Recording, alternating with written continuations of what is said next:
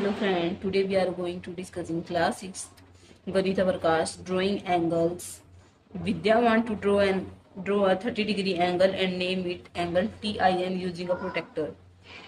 तो हमें क्या करना है, पहले स्टेप में हमें एक ड्रॉ करनी है रो। ठीक है, तो हम कोई और नेमिंग देंगे। ठीक है, तो हमने एक रो ड्रॉ करनी है, रे ड्रॉ करनी है।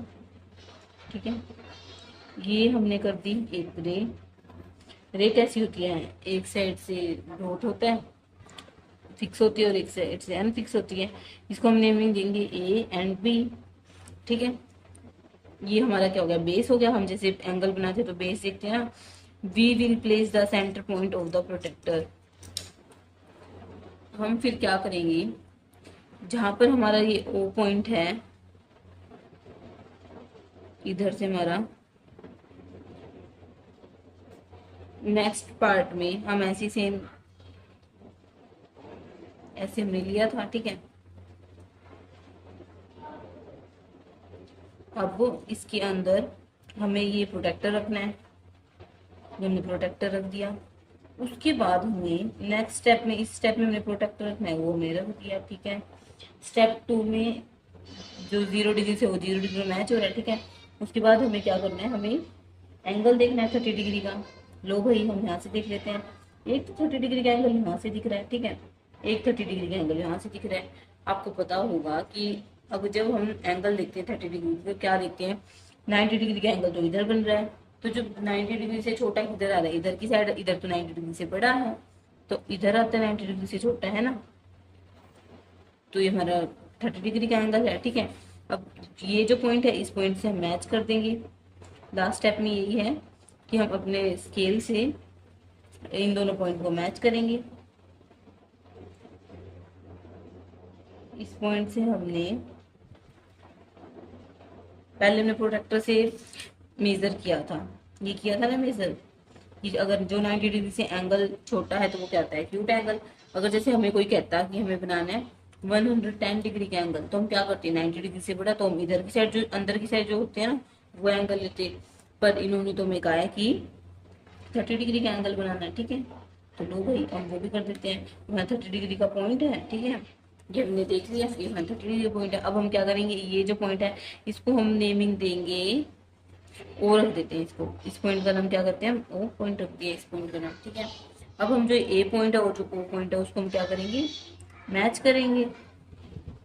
तो हमने इन दोनों पॉइंट को भी मैच कर दिया।